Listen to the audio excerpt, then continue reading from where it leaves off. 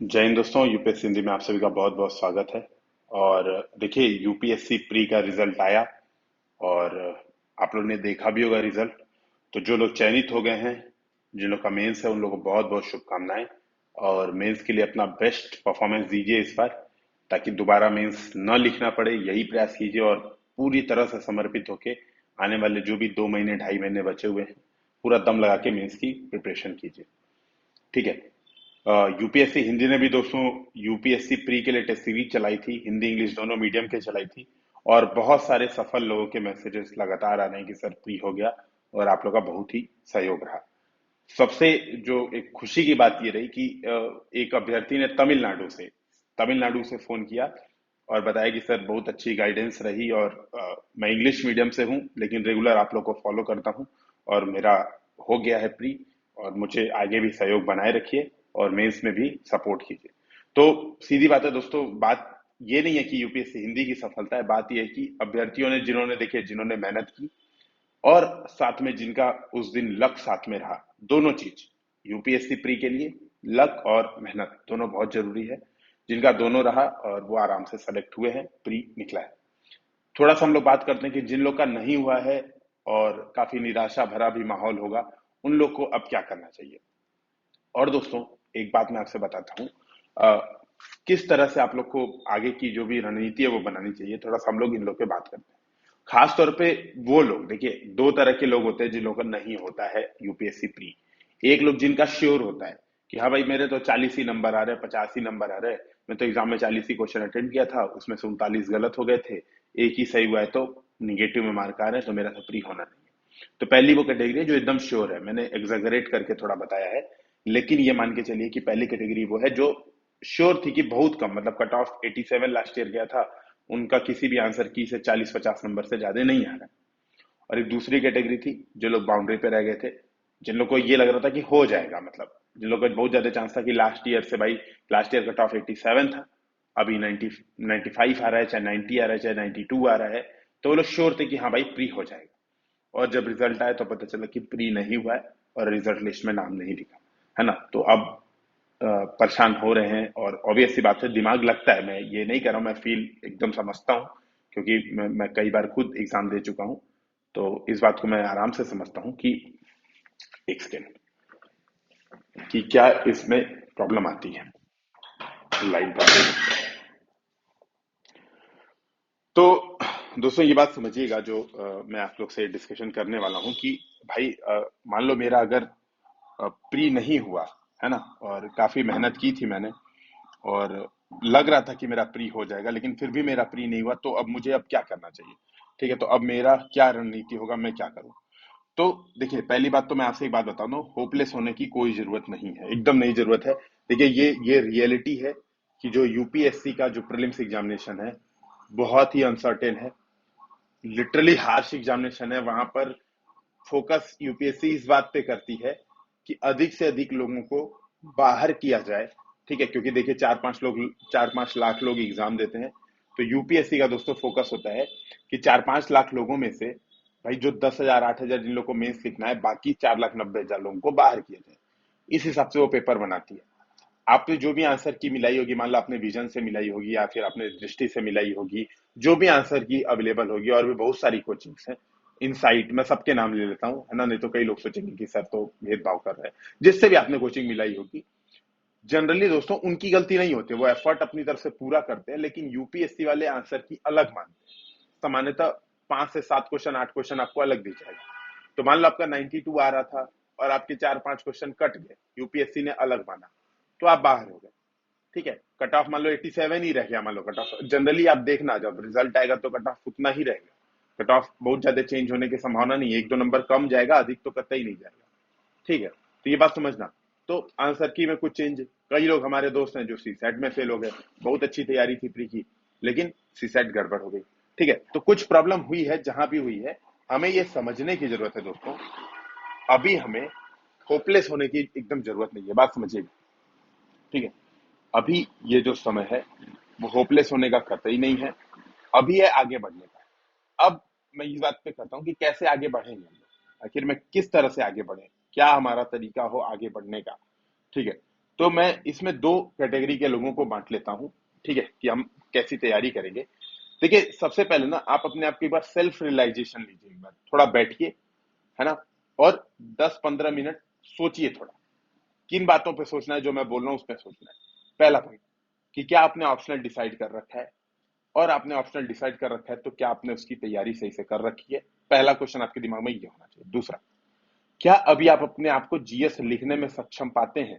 अगर आपका प्री हो जाता, इन केस मान लो आपका नहीं हुआ, अगर आपका प्री हो जाए, तो क्या आप जो 17 सितंबर से या 16 सितंबर से जो मेंस एग्जामिनेशन होने वाला है, क्या उसके लिए खुद को आप तैयार पाते हैं या नहीं? या आपने ये सोचा था कि पहले रिजल्ट आ जाएगा तब मैं मेंस की तैयारी करूंगा?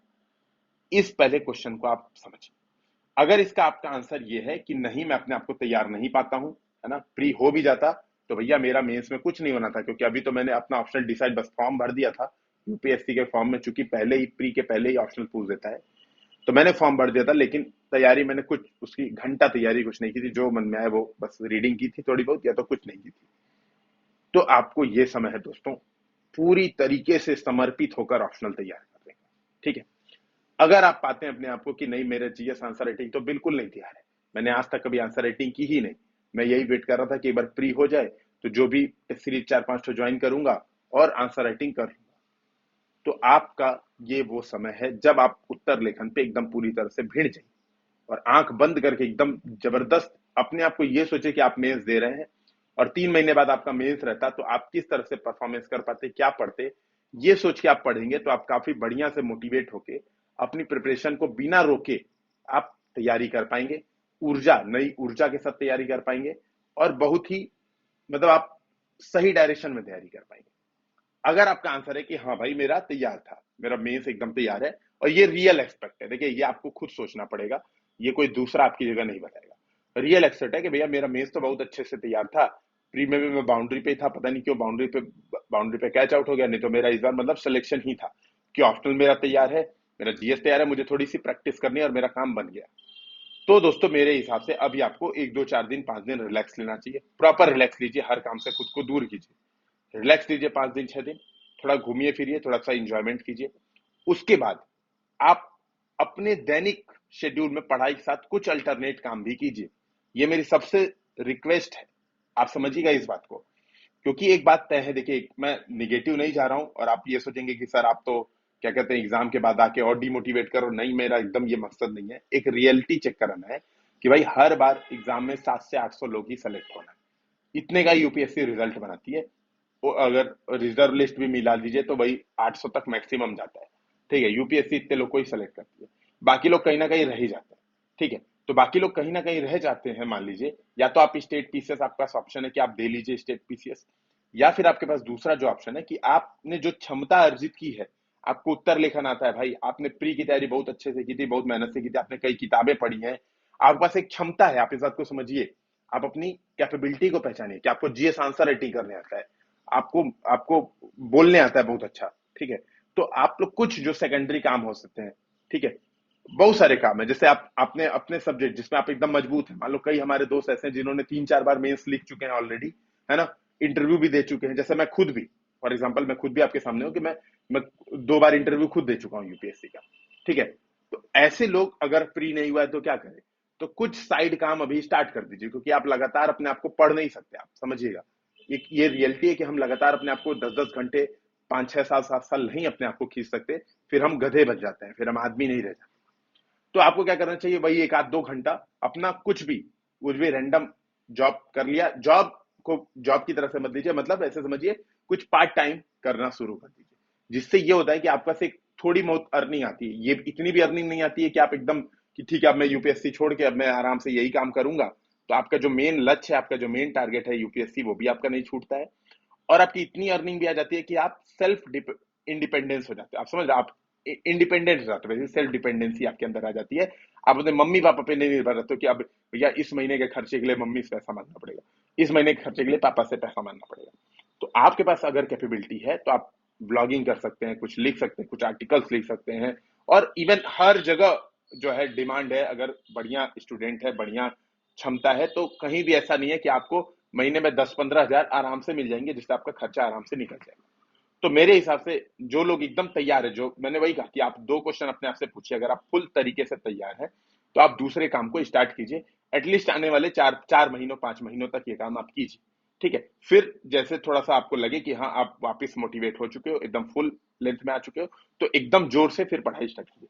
पढ़ाई छोड़ना नहीं है, ध्यान रखिए इस बात में, मैंने कहीं ये नहीं बोला कि आपको पढ़ाई पूरी तरह छोड़ देना है। मैंने यही कहा है कि आधे 1 घंटा 2 घंटा इतना आप कोई ना कोई काम कर सकते हैं।